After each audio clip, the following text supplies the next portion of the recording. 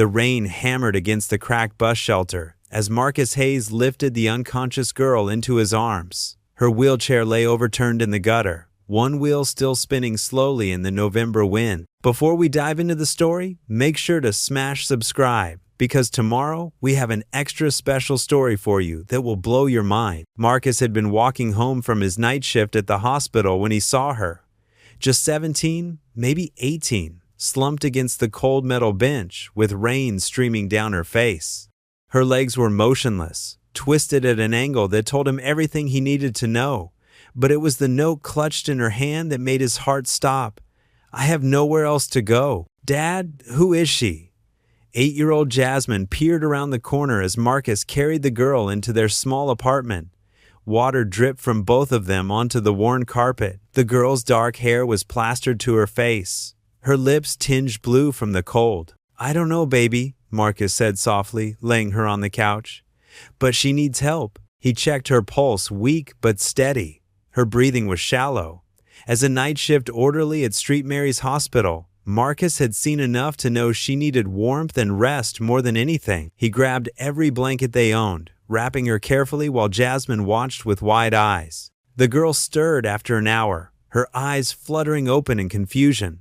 They were the deepest brown Marcus had ever seen, filled with a pain that went beyond physical. She tried to sit up, panic flooding her features, when she realized her legs wouldn't respond. "Easy," Marcus said gently, kneeling beside the couch. "You're safe. My name is Marcus. This is my daughter, Jasmine." The girl's voice came out as barely a whisper. "Maya. My name is Maya."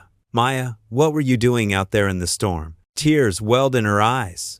I had nowhere else to go. The group home kicked me out when I turned 18 last week. Said they couldn't keep me anymore. Not with." She gestured weakly at her legs. "Not with this." Marcus felt anger surge through him. What kind of system threw a paralyzed teenager onto the streets? He pushed the feeling down, focusing on what mattered. "When did you last eat?" Maya looked away. 3 days ago," Jasmine gasped. Without being asked, she ran to the kitchen and started pulling out everything she could find.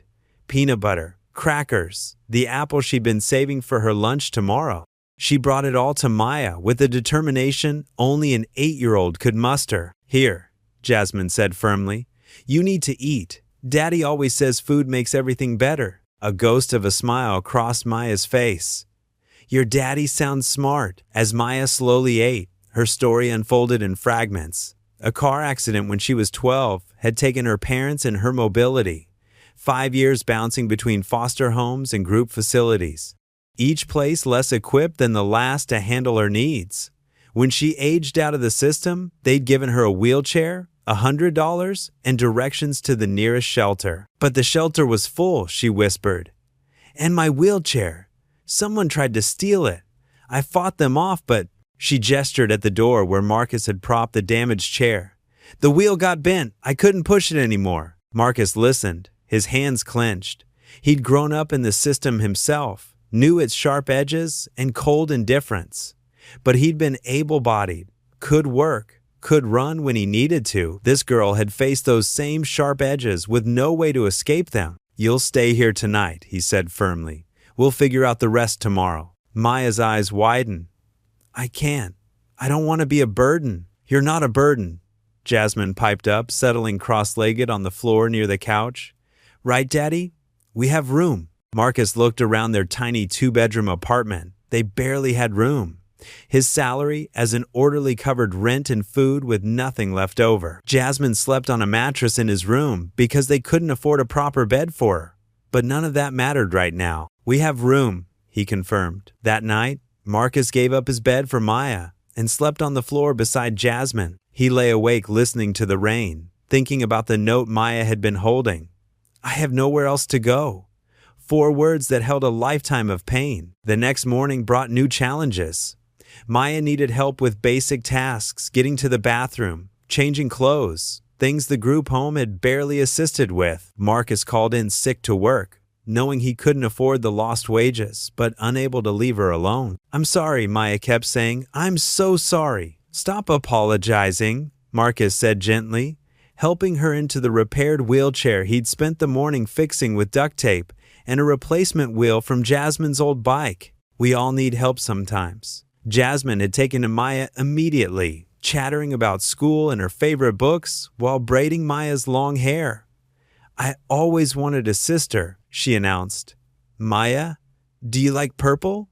It's my favorite color." "It's beautiful," Maya said, and Marcus caught her wiping away tears when Jasmine wasn't looking. What happens next will change all their lives forever, revealing connections no one saw coming, and proving that sometimes family finds you in the most unexpected ways.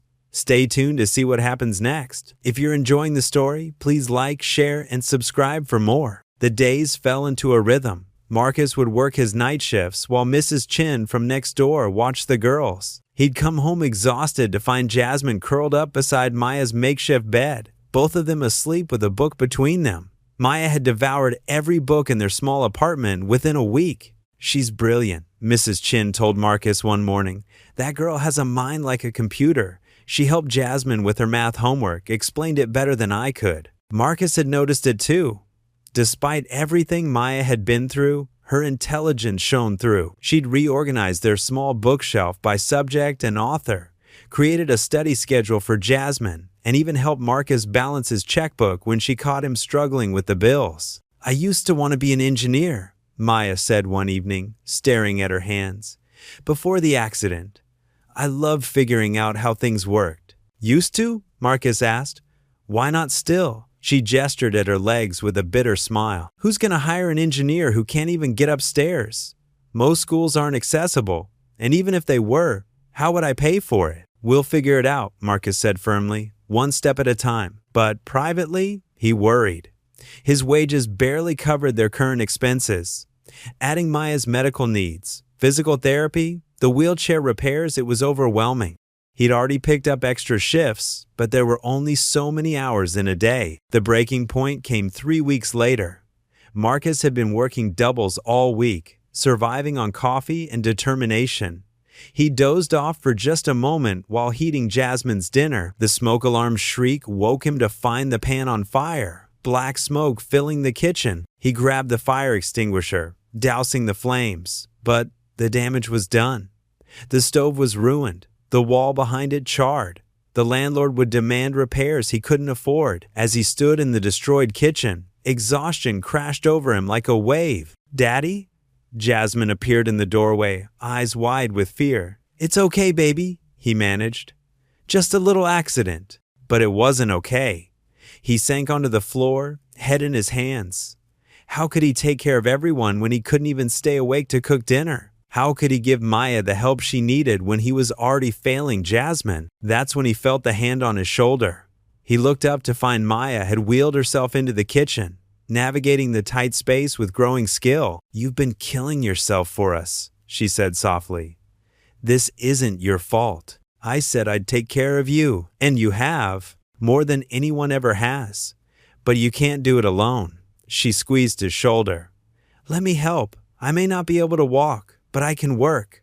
I've been researching online jobs, data entry, tutoring, things I can do from here. It's not much, but you don't have to." "Yes, I do." Her voice was fierce. "You gave me a home when the whole world threw me away. You and Jasmine gave me a family. Let me contribute to it." From the doorway, Jasmine added, "We're a team, right, Daddy? Teams help each other." Marcus looked between them, his daughter, wise beyond her 8 years, and this remarkable young woman who'd become part of their family without any of them planning it. His throat tight with emotion, he nodded. They spent the evening cleaning up the kitchen together, Maya directing from her chair while Marcus and Jasmine scrubbed and swept. The landlord was surprisingly understanding when Marcus explained, offering a payment plan for the repairs. Mrs. Chin brought over her camping stove so they could cook until the kitchen was fixed. Within a week, Maya had landed her first online tutoring job, helping high school students with math and science. The pay wasn't much, but her face glowed with pride when she handed Marcus her first check. "For groceries," she said firmly. "And maybe we can get Jasmine that purple backpack she's been wanting." As winter deepened, their small apartment felt warmer than ever. Maya's wheelchair became less of an obstacle and more just part of who she was. She and Marcus developed a system he'd help her with physical tasks in the morning before work. She'd handle cooking dinner and helping Jasmine with homework in the evenings. The neighborhood began to notice the change in their small family. The girl who'd arrived broken and hopeless was now wheeling confidently to the corner store, Jasmine skipping beside her. Marcus walked a little taller, smiled a little more. Even their apartment seemed brighter, filled with laughter, and the constant chatter of Jasmine explaining her day to Maya. But the past has a way of catching up, and Maya's was about to arrive at their door in the most unexpected way. It was a Thursday evening when the knock came.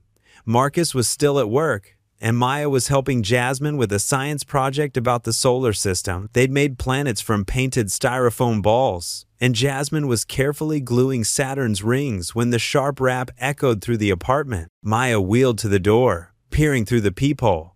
A woman stood outside, mid-50s, expensive coat, perfectly styled gray hair. Something about her looked familiar, but Maya couldn't place it. "Can I help you?" Maya called through the door. "I'm looking for Maya Richardson." The woman's voice was cultured, careful. I'm her aunt, Diane Richardson." Maya's hands froze on her wheels. She had no family. Everyone had died in the crash. That's what the social workers had told her for 6 years. "You must be mistaken," Maya said. "I don't have any family." "Please," the woman's voice cracked. "I know this must be a shock, but I've been searching for you for years. The system, they told me you were placed with a family in another state. It took hiring 3 private investigators to find you." Maya's mind raced. Could it be true? She thought back to the crash, the chaos after, the social workers with their clipboards and pitying looks. Had they lied? Made a mistake? "Jasmine," she whispered. "Go to Mrs. Chen's apartment, now." The little girl started to protest, then saw Maya's face and obeyed, slipping out the back door. Only then did Maya unlock the front door, keeping the chain on. Through the gap, she could see the woman more clearly. Same nose as her mother, same brown eyes. The recognition hit like a physical blow. Aunt Diane? The name came from some deep memory holiday cards, a voice on the phone wishing her happy birthday. "Oh, Maya." Tears streamed down the woman's face. "My sweet girl, what have they done to you?" Maya found herself crying too, 6 years of grief and loneliness pouring out. She fumbled with the chain, letting Diane in. The woman knelt beside the wheelchair, taking Maya's hands in hers. "I thought you were dead too," Maya sobbed. "They said everyone was gone." "I was in Europe when it happened," Diane explained, her voice thick. "By the time I got back, you were already in the system. They said you'd been adopted, sealed records. Couldn't tell me where. I never stopped looking." They talked until Marcus came home, Jasmine peeking out from Mrs. Chen's door. He stood frozen in the doorway, taking in the scene, Maya in tears, this stranger holding her hands. "Marcus," Maya said, "this is my aunt, my actual aunt. I have family." The word hung in the air. Family. What did that mean now? Diane stood, composing herself. "You must be the man who's been caring for my niece. I can't thank you enough. But now that I've found her, I can take her home. I have resources, a fully accessible house, the best doctors." "No." Maya's voice cut through the room. "This is my home." Diane blinked. "Maya, sweetheart, you don't have to stay here out of obligation. I can give you everything." "I have everything," Maya said firmly.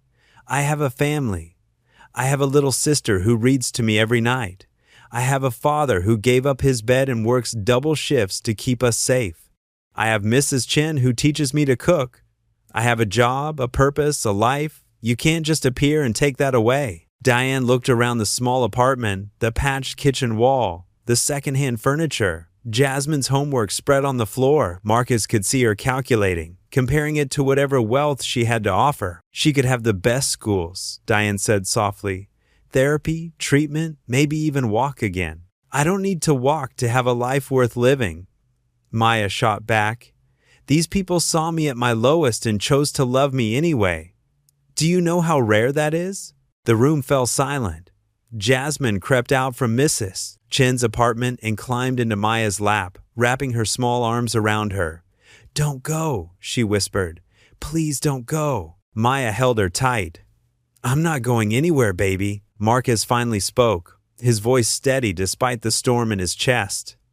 "She's right. If Maya wants to go, we won't stop her. But this is her home for as long as she wants it." Diane studied him for a long moment. "You really love her, both of you. She's family," Marcus said simply. "Not by blood, but by choice. And that's just as real." The woman sank into a chair, her perfect composure cracking. I lost my sister, my brother-in-law. I thought I'd lost Maya too. I just wanted to do right by her, then be part of her life," Maya said, reaching for her aunt's hand. "Don't take me away from it. Add to it." And so began a new chapter. Diane became a regular visitor, bringing groceries and stories of Maya's parents. She paid for Maya's online college courses and physical therapy, but never tried to relocate her. She understood now that Maya had something money couldn't buy: a family who'd chosen her, fought for her, built their lives around each other. The small apartment expanded in ways that had nothing to do with square footage. Diane would arrive with her expensive clothes and end up on the floor helping Jasmine with art projects. She taught Maya about her mother's love of music, bringing a keyboard that filled their evenings with melody.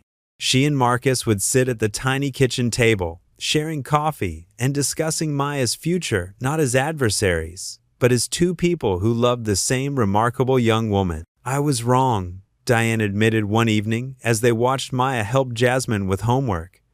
"I thought she needed saving, but she's the one who saved all of you, isn't she?" Marcus smiled. "We saved each other. That's what family does." As spring arrived, Maya received her acceptance letter to the online engineering program. The whole building celebrated Mrs.